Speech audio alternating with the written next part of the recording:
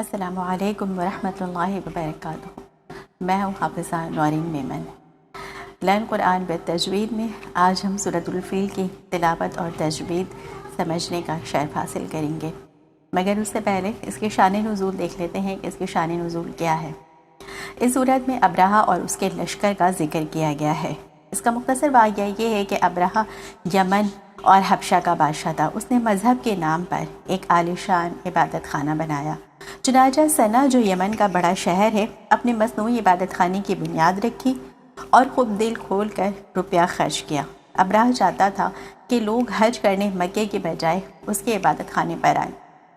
جب لوگ اس کی آباد پر آمادہ نہ ہوئے تو اس نے کعبے کو ڈھانے کا ارادہ کیا اور اس ارادے سے اپنا لشکر لے کر چلا جس میں بہت سے ہاتھی تھے، اور اس کا یہ ناپاک ارادہ تھا کہ وہ خانہ کعبہ کو ڈھا دے گا۔ مگر حضور پاک صلی اللہ علیہ وآلہ وسلم کے دادا حضرت عبد المطلب رضی اللہ تعالیٰ عنہ کو جب یہ خبر پہنچی تو انہوں نے کعبے کے دروازے پر پہنچ کر اللہ تعالیٰ سے دعا مانگی کہ اے اللہ تو اپنے گھر کی حفاظت فرما۔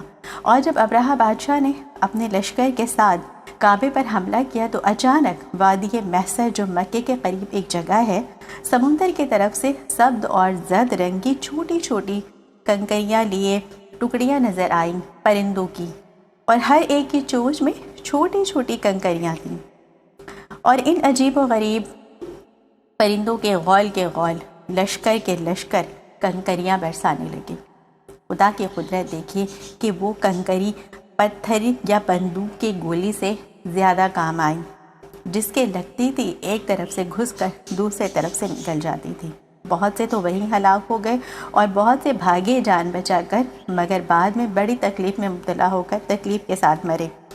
یہ واقعہ حضور پاک صلی اللہ علیہ وآلہ وسلم کی ولادت سے شریف سے 50 روز پہلے ہوا، بلکہ بعض لوگ یہ کہتے ہیں کہ یہ آپ صلی اللہ علیہ وآلہ وسلم کی آمد کا ایک آسمانی نشان تھا کہ جس طرح اللہ نے اپنے گھر کی حفاظت فرمائی، اسی طرح اللہ تعالیٰ کے بزرگ پیغمبر اور متولی کی حفاظت بھی اللہ تعالیٰ اسی طرح کرے گا، اور کسی دوسرے مذہب کو یہ موقع نہ ملے گا کہ وہ کعبہ اور اس کے سچے خادموں کے ساتھ استحصال کرے۔ یہ اس صورت کی شان نزول تھی۔ اس کا ترجمہ کیا ہے؟ اس کا ترجمہ یہ ہے کہ کیا تم نے نہیں دیکھا کہ تمہارے رب نے ہاتھی والوں کے ساتھ کیا کیا؟ کیا ان کی تدبیریں ضائع نہیں کر دیں اور ان پر پرندوں کے غول یعنی کہ جھنڈ کے جھنڈ بھیجے جو ان پر پکی ہوئی مٹی کی کنکریاں برساتے تھے، اور پھر ان کو ایسا کر دیا کہ جیسے کھایا ہوا بھس۔ یہ اس صورت کی شان نزول اور ترجمہ تھا۔ آئیے اس صورت کی تلاوت اور تجوید سمجھنے کا شرف حاصل کرتے ہیں۔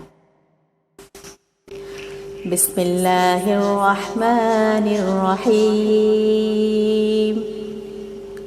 ألم تر كيف فعل ربك بأصحاب الفيل ألم يجعل كيدهم في تضليل وأرسل عليهم طيرا أبابيل ترميهم بحجارة من سجيل فجعلهم كعصف مأكول۔ بسم اللہ الرحمن الرحیم۔ ألم تر كيف فعل ربك بأصحاب الفيل ألم يجعل كيدهم في تضليل وأرسل عليهم طيرا أبابيل ترميهم بحجارة من سجيل فجعلهم كعصف مأكول۔ صدق اللہ العظیم۔ جی ناظرین، امید ہے آپ کو ہمارا آج کا یہ پروگرام ضرور پسند آیا ہوگا۔ اگر پسند آئے تو شیئر ضرور کیجیے گا، اور ہاں ہمارے چینل کو سبسکرائب ضرور کیجیے گا۔ اجازت دیجیے، وما علینا الا البلاغ۔